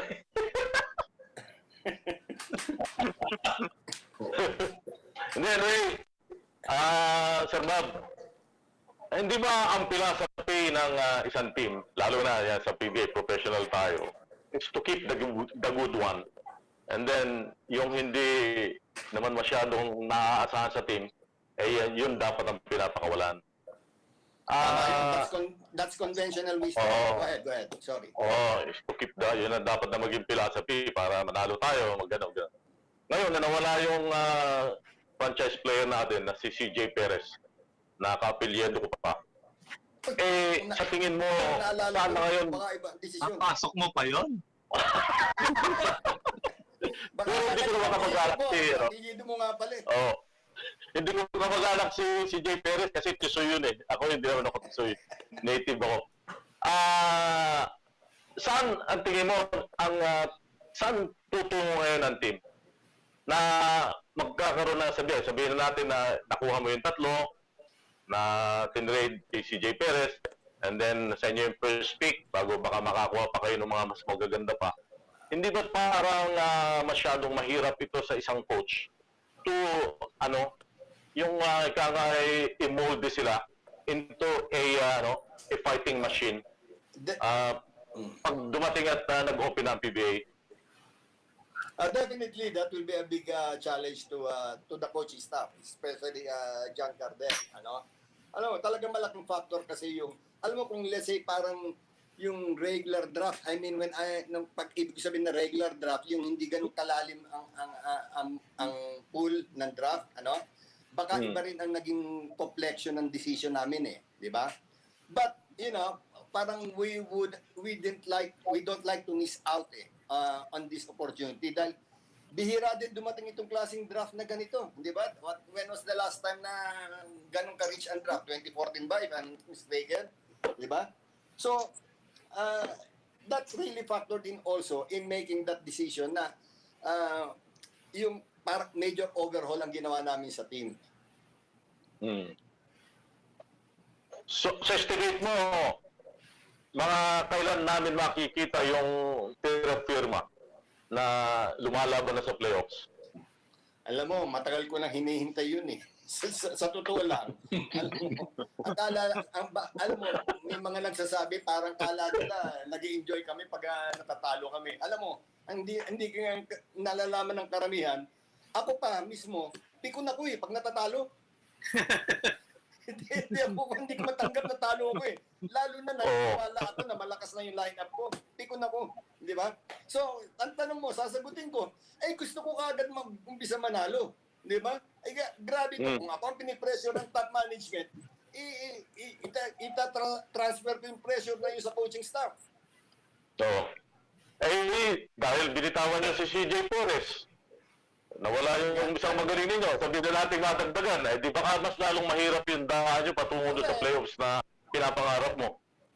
Alam mo, ang naging strategy naman, hindi naman sinabi, pinakawalan nga si CJ Perez, di ba? Ang sinasabi namin, mas marami kang makuhang magaling, di ba? Na magkakatulong-tulungan din. Of course, mahirap mo ikumpara si CJ Perez kahit let's say sa isang player o sa dalawang player, di ba? But ang strategy kasi is to complete the team. To complete the team. Madaming butas And people will never maybe agree to that strategy, di ba? But we're hoping that it will work. Sir Bobby, huling tanong na lang. Go ahead. Anong naging pakiramdam mo? Siyempre, alam mo, mahal mo yan si CJ Perez dahil laki na naitulong sa inyo. Ano yung feeling mo nung sinabi sa'yo na we're going to trade CJ Perez? Alam mo, ganito lang ang kung ko dyan eh.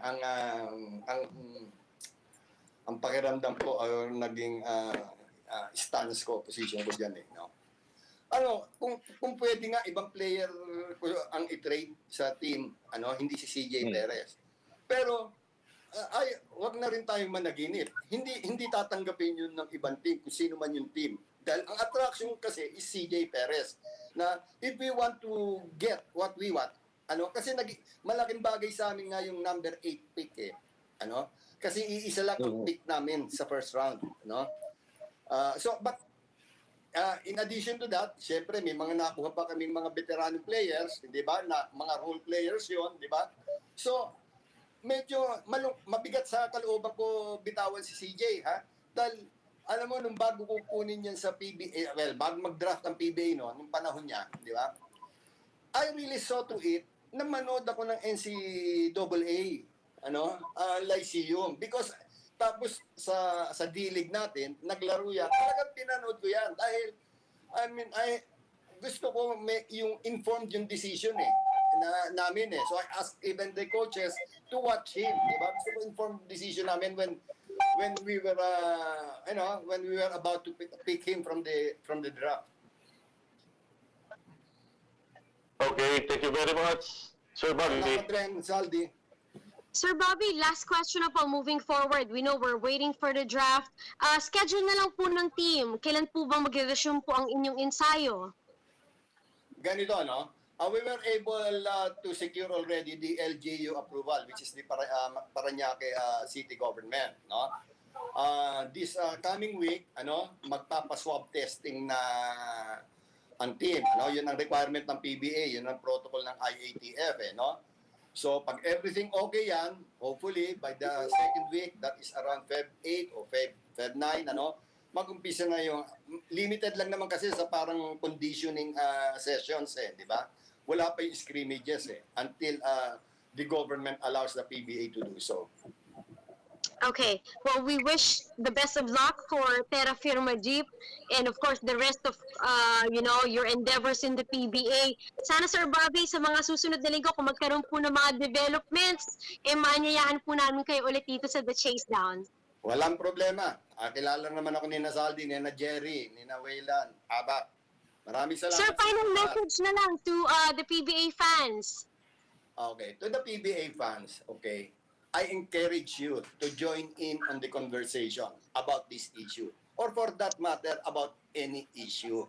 Okay, we want you to join in the debate, but let's limit the debate to a respectful one. Okay, and then as I said, because this is healthy for the PBA, this is healthy for basketball. Okay, ang apila ko rin lang sana. Okay, because whatever the fans say, whatever the other sectors say, we respect their opinion. Then, but we try to explain our decision also, di ba? So, kaya nga appeal namin sa lahat, wag na lang natin lagyan ng anggulo o slant sana, di ba? Legitimate naman yon. We're trying to be as much as transparent naman ang ginagawa namin. Hindi whimsical yung mga decision namin. May basis naman yung decision namin. Yun lang po. Maraming salamat po sa inyong lahat. And good afternoon. For your time and for your insights, Sir Bobby Rosales, maraming salamat po. Mag-iingat po kayo and we'll see you next time. Thank you, sir. Thank you, Sir Bobby. Thank you, sir. Thank Thank you. Wow, what an episode it has been, and time flies kasi talagang napakainit ng mga topic natin. It's quite unfortunate na wala na tayong oras para makabati man lang. But I just want to make this announcement, a former PBA player, si Terry Saldana, na nabalita na syempre sa mga iba't ibang pahayagan, di ba? The website is asking, is needing for our help and support. At sa mga PBA fans po na nanonood po sa atin na gusto niyo po magparating po ng tulong para kay Sir Terry, pwede niyo po yung ipadala through the PBA office. I know the good commissioner and the rest, of course, of the PBA office is already doing all their effort para matulungan si Terry. So, hopefully tayong mga PBA fans, tayo sa media, makagawa rin tayo ng paraan para makatulong sa kanya. Alright, so I guess that's all that we have for this afternoon. Again, we failed to greet Thank you. people. Ngayong araw na to, pasensya na po kayo. Pero next week, sisikapin nating mabati po kayong lahat. And we want to thank you for joining us on this very, very fruitful and interesting episode of The Chasedown. Muli, in behalf of our ka-chasers, Zaldi Perez, Aba Cordero, Waylon Galvez, and Jerry Ramos, you. ako po si Rita Diaz. Nagpapasalamat po sa inyong lahat. Kami po ang boses ng pinagkaisang Pilipinas 1PH. This has been the Chasedown! Chasedown! Bye!